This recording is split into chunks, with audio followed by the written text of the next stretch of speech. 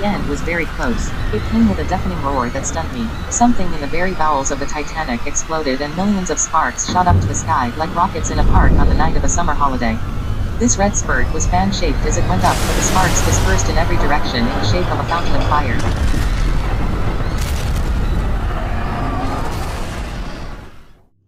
Charlotte Collyer, along with others such as Jack Bartle, Thayer, Esther Hart, Hal Bright, and others, described witnessing sparks during the ship's final moments, not from the rockets but rather like explosions or fan-shaped sparks. Millions and millions of sparks flew up. Millions of sparks shot up to the sky like rockets, releasing a cloud of sparks, and smokes and sparks shot up, according to their descriptions. Despite this, only Jack Thayer and Hal Bride seemed to confirm that it came from a funnel, although Collyer and Hart testified to being somewhere near the breakup or the funnels descending. While Esther Hart recalls the breakup causing the sparks, Collyer describes it without being specific on what specific timeline on the event it occurred. As she testifies, Something in the very bowels of the Titanic exploded and millions of sparks shot up to the sky like rockets in a park on the night of a summer holiday. This red spurt was fan-shaped as it went up, but the sparks dispersed in every direction in the shape of a fountain of fire. Two other explosions followed, dull and heavy, as if below the surface. The Titanic broke into two before my eyes.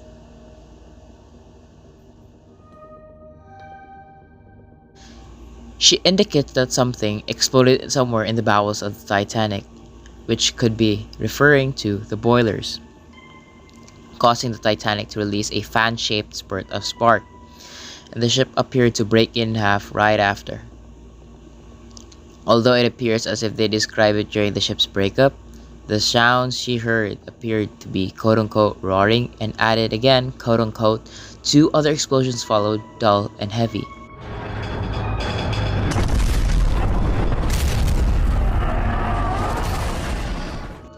It appears that there were 3 to 4 explosions or sounds, indicating the ship's breakup. Esther Hart was in the same boat, implying that the sparks could have come from the breakup, because she emphasizes it more and was specific about it. But this contradicts Thayer and Bride witnessing the sparks coming out of an exact funnel. Reading Thayer's account and testimony, he says, "The second funnel, large enough for 2 automobiles to pass through abreast, seemed to be lifted off, emitting a cloud of sparks." A second funnel is where Jack Thayer claimed to see where the sparks came from, but given the sequence of events leading up to the sinking, the solutions to what generated the sparks may be found in boiler rooms 3 and 4, which are located beneath the second funnel. But it was abandoned, however, by 1:50 a.m., same as boiler room 5 and 6, which was also abandoned earlier by around 1:20 a.m. Something must have happened by 2:16 a.m. to cause such sparks from the funnel. The boilers, however, are submerged, and such an explosion is impossible. An implosion is possible, but the smoke box the funnel has, specifically all funnel smoke boxes, travel horizontally, not vertically. Reading Jack Thayer's testimony, he recalls the ship to buckle as it broke in half, and then recalls the second funnel dropping. We all know the second funnel cannot fall during the breakup, but by buckle, he could have meant the ship buckling or bending, and mistook it for the main breakup. Buckling is possible, as according to Samuel Halper, for which he studied the low angle breakup scenario on which the keel starts to fail at a considerable angle of 11 to 17 degrees, with 17 degrees being the maximum. Buckling may be linked to the funnel dropping and causing sparks that the funnels cannot be pulled off by an explosion or heated surge of air because as the pipes travel horizontally. It can be done in the same way as the ship buckled, which might later on be demonstrated to be achievable and possible. The funnel was clearly smashed and crushed by water pressure, causing it to fall, as was the case also with the first funnel. As a result, the ship begins to bend and fail, with the front dropping down, causing the funnel to appear to be lifted off, shaking the case inside and the funnel itself. We all know that the funnels were active for the first 5 days of the voyage, which means the ship's uptakes would be full of coal and dust from the boilers, causing the guy wires to whip and collapse. One of the guy wires could have fallen and then snapped along the funnel's base and body. As a result, the coal dust in the uptakes could have been struck and as they were being dusted off, causing an initial or minor spark kind of explosion to occur. The uptake also buckled on the second funnel, which caused also possibly another chain reaction similar to which caused the sparks. However, it is not enough for what Collyer and Etherhart, as well as Bride himself, to be a significant number of sparks to be seen and counted in the millions. Even so, we must account for the fact that there were sparks throughout the breakup. What are the chances of this happening? It is generally known that boiler room 6, 5, 4, and 3 were abandoned, with boiler rooms 6 and 5 abandoned first by around 1:10 to 1:20 a.m., followed by boiler room 4, and finally boiler room 3 by 1:50 a.m. It is unclear when exactly boiler room 2 was abandoned, which contains the number 3 funnel's uptakes.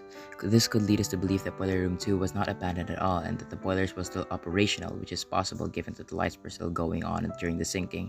If all the boilers were to be turned off, the power would go out altogether. Thus, one room must have been left on. It is possible that boiler room 1 was lit during the time by the ship sank, but this is extremely unlikely. It's a crucial function aboard boiler room 2, and it's still active during the ship's closing moments or final moments during the breakup. There is a lot of coal in the boilers as well as smoldering embers as the ship began to break up.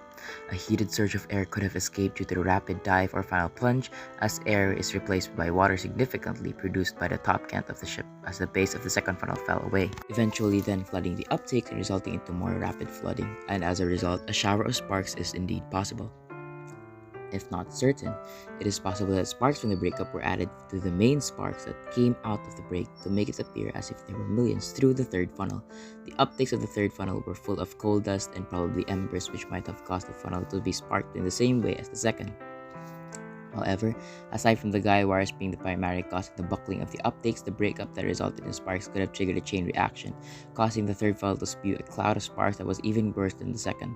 With the sparks from the breakup, boiler room 2 shattered pipes spewing the embers, and boiler room's 3 uptakes and top buckling, it appears as if the sparks came from the breakup itself.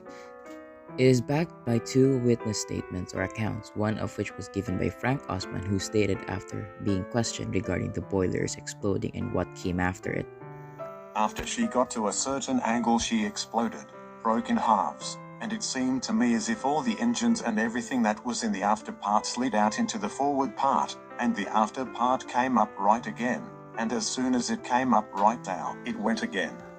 But you could see the explosions by the smoke coming out of the funnels, implying that smoke surged out of the number 3 funnel as he previously described during the breakup. This is significant because it adds to the evidence that boiler room 2 was active during the breakup. The pipes would have been bent the other direction, causing the sparks to fly forward rather than everywhere, or if not, it was the buckling of the uptakes alone. Therefore, no sparks would have been visible from Frank Osman's point of view, along with the starboard side, which only the sparks were visible from the port side and the forward part of the ship as it sank. The coal dust in the uptakes being lit as the ship broke apart and boiler 2 rushing out its coal embers into the third funnel and out of the breakup region could have indicated the so-called chain reaction as discussed previously, with smoke rising from the third funnel during the breakup. Hugh, Woolner, another survivor, states in his testimony, "It was the second explosion that did the most damage. It blew away the funnels and tore a big hole on the steamer's side." This could not have been the second funnel because he describes a big hole on the side. Another clue that this is the breakup is that Hugh Woolner further explained in his testimony, "And caused the to rock as if she were an eggshell." this rocking motion would be impossible if the ship didn't break, so the ship rocked like an eggshell. The rocking motion could have been caused as the ship tried to even itself out after the breakup, and the explosion meant that the funnels blew out and smoke and sparks, or as the funnels themselves fell. So the ship rocked like an eggshell, and the sparks shooting up in the funnels and the breakup. This is only just the indication of sparks that were already flying throughout the breakup and throughout the funnels. However, this may again conflict with Thayer's testimony. What if Thayer mistook the third funnel for the second? To put it in the other way, he says in his testimony once more, "Suddenly the whole superstructure of the ship appeared to split, well forward to midship and bow or buckle upwards. The second funnel, large enough for 2 automobiles to pass through abreast, seemed to be lifted off, emitting a cloud of sparks. It looked as if it would fall on top of me." John Borland Jack Thayer believes that the funnel fell during the breakup, which is remarkable because no other survivors aside from the others recalled seeing a funnel fall during the breakup, and they were referring to funnels number 4 and 3 and not 2. Could Thayer have misunderstood the collapse of the second funnel for the third? After all, could the funnel have not landed in a cloud of sparks or collapsed in a cloud of sparks. Instead, it was in funnel number 3. It is possible, based on Thayer's testimony, that he jumped from the starboard side of the second funnel just as the funnel 1 was halfway collapsing as water surrounded the base. He jumps in and he resurfaces. The ship is already broken in half, mistaking or believing the second funnel was the third while he was swimming, which could have confused him, leading to believe the third funnel was the second. Remembering that in our latest analysis that the third funnel could have been the source of the sparks during the breakup, this is actually a possibility. A good illustration of this is how it was depicted in On a Sea of Glass in their most recent animation.